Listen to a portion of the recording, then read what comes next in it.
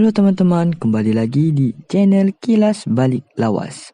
Semoga bermanfaat untuk kalian semua. Ada sebuah filosofi Romawi kuno terkenal yang berbunyi Historia Magistra Vitae atau sejarah adalah guru terbaik. Mengapa sejarah dianggap sebagai guru terbaik?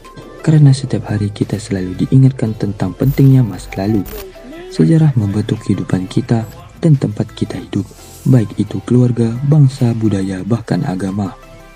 Cara kita memahami sejarah membentuk cara kita memandang dunia di masa kini dan mempengaruhi cara kita memahami realitas masa depan. Selain berpengaruh terhadap dunia pada umumnya, peristiwa-peristiwa ini juga berpengaruh terhadap sejarah bangsa Indonesia. Berikut 5 peristiwa paling berpengaruh dalam sejarah Indonesia ataupun dunia.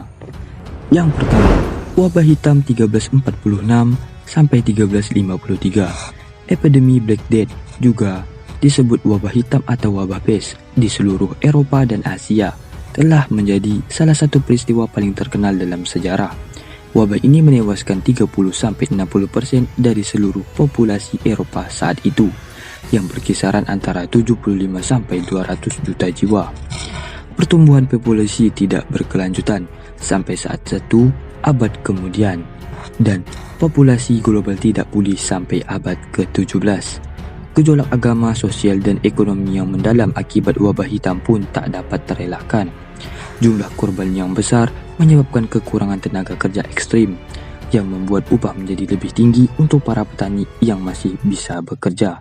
Secara tidak langsung, wabah hitam juga membantu mematahkan otoritas absolut Gereja Katolik pada saat itu. Yang kedua, Pax Romana 17 sampai 180 Masehi.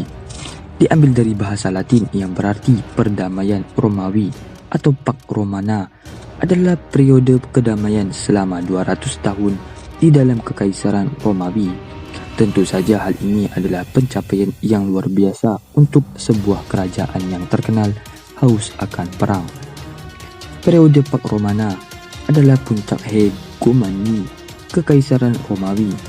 Banyak inovasi yang dikembangkan pada saat itu dan masih digunakan sampai sekarang, seperti sistem pos, pipa ledeng, perbaikan rekayasa jalan, sistem hukum baru, dan berbagai kemajuan budaya. Pada saat itu, Pax Romana dianggap sebagai mukjizat karena tidak pernah ada kedamaian untuk waktu yang begitu lama dalam periode sejarah manapun. Konsep ini sangat berpengaruh, dan para sejarawan telah menciptakan istilah-istilah varian seperti Pax Americana, Pax Monica, atau Pax Britannica untuk periode kedamaian hegemonik lainnya. Yang ketiga, jatuhnya Konstantinopel pada 1453 tahun. Peristiwa ini terjadi setelah pengepungan 53 hari oleh Sultan Mehmed II dari Ottoman yang masih berusia 21 tahun. Konstantinopel bukanlah sembarangan kota. Ini adalah kota terkemukakan di dunia dan telah menjadi ibu kota Kekaisaran Romawi Timur selama 16 abad. Jatuhnya kota ini dianggap sebagai anugerah besar bagi Islam dan menjadi pukulan telak bagi Kristen. Sebelumnya, kota ini dianggap berperan dalam penyebaran agama Kristen, bahkan dinamai dari seorang kaisar Romawi, Konstantin. Setelah ditaklukan Ottoman, kota ini menjadi benteng bagi umat Islam. Penaklukan Konstantinopel bukan hanya menandai keruntuhannya Kekaisaran Bizantium, runtuhnya Kekaisaran Romawi selama 1500 tahun, dan kebangkitan Kekaisaran Ottoman, tetapi juga menjadi akhir dari abad pertengahan. Konstantinopel berganti nama menjadi Istanbul dan menjadi ibu kota Turki hingga tahun 1923. Yang keempat, Perang Sipil Amerika 1861 sampai 1865 tahun. Banyak yang berpikir bahwa perang saudara Amerika hanya memiliki implikasi di Amerika Serikat saja. Nyatanya, kemenangan pihak Uni atas Konfederasi menjadi kemunduran bagi kelompok pro perbudakan pada saat itu. Setelah kemenangan Uni, Republik Amerika Serikat dipulihkan dan diperbudakan dijadikan ilegal, sebuah pukulan telak bagi perdagangan budak global dan monarki absolut.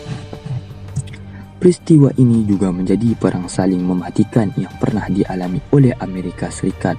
Sulit untuk membayangkan apa yang akan terjadi selama 150 tahun terakhir jika seandainya pihak Uni kalah di perang saudara pada saat itu. Yang kelima, Reformasi Protestan 1517 sampai 1750 tahun.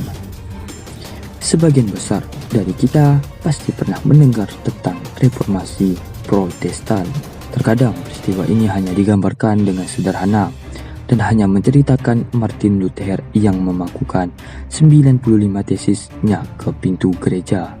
Nyatanya gereja sosiopolitik yang terjadi di Eropa pada saat itu memegang peran penting dalam peristiwa ini.